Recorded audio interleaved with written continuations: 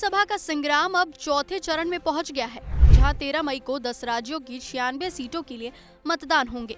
वैसे तो पिछली बार 2019 में इन 96 सीटों में 42 पर बीजेपी ने जीत हासिल की थी, लेकिन इस फेज में होने वाली सीटों पर फेरबदल होने की बहुत संभावनाएं हैं। यानी मुकाबला काफी दिलचस्प होगा, जिसमें मोदी कैबिनेट के कई मंत्रियों समेत कई बड़े सियासी दिग्गजों की साख दांव पर लगी है। चौथे चरण के संग्राम में सबसे बड़े चेहरों में से एक है सपा सुप्रीमो अखिलेश यादव, जो यूपी के कन्नौज सीट से चुनावी मैदान में है और जिनका मुकाबला होगा बीजेपी के मौजूदा सांसद सुब्रत पाठक से।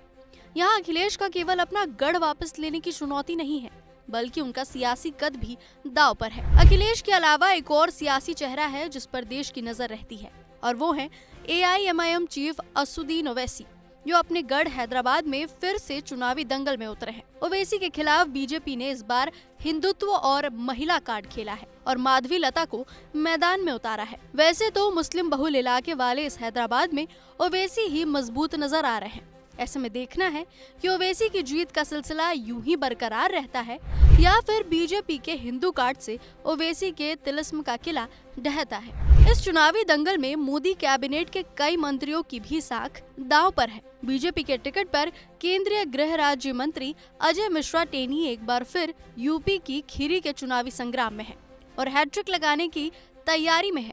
हालांकि सपा ने इस बार नए चेहरे उत्कर्ष वर्मा को टिकट दिया है। बता दें कि किसान आंदोलन के दौरान विरोध प्रदर्शन में यहां जीप से कुचलकर किसानों की मौत के मामले में टेनी के बेटे आशीष मिश्रा आरोपी हैं। इसलिए विपक्ष टेनी की उम्मीदवारी को किसान बेल्ट में मुद्दा बना रही है।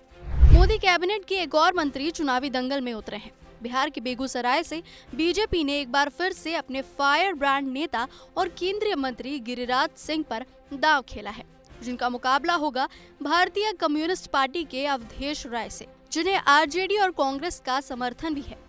अब देखना है कि क्या एक बार फिर भूमिहार बहुल इस सीट पर कमल खिलेगा या विपक्ष झटका देगा। बिहार में एक दिग्गज की साख दांव पर है और वो है नीतीश कुमार के करीबी रहे राजीव रंजन सिंह उर्फ ललन सिंह। बता दें कि मुंगेर लोकसभा क्षेत्र में जनता दल यूनाइटेड के बड़े चेहरे और मौजूदा सांसद ललन सिंह का मुकाबला आरजेडी की अनीता देवी से है, जो कि बाहुबली अशोक महतो की पत्नी है। ललन सिंह के कारण नीतीश की साख भी दांव पर है।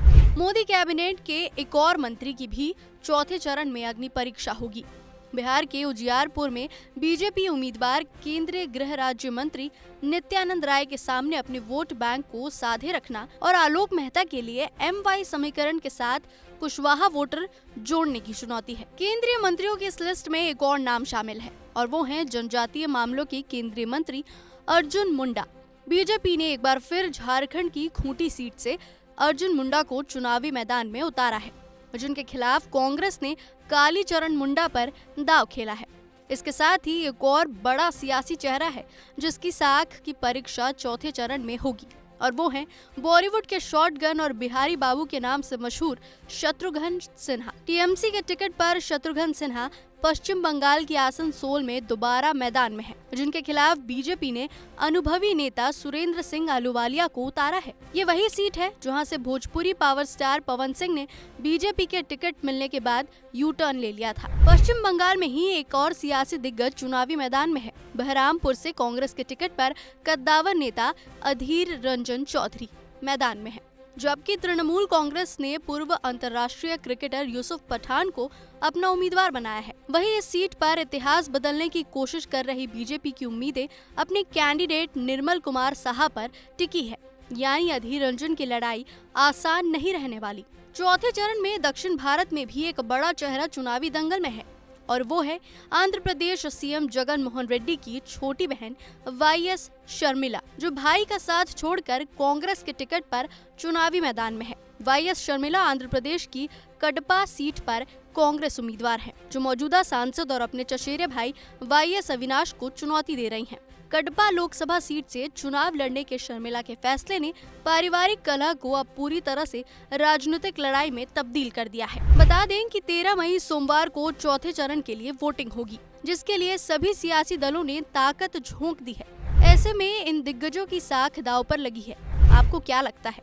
कौन से दिग्गज अपनी साख बचा पाएंगे और किसकी साख पर बट्टा लगेगा, ये हमें कमेंट कर जरूर बताएं। और लोकसभा चुनाव से जुड़ी तमाम बड़ी खबरों के लिए देखते रहिए एबीपी लाइव।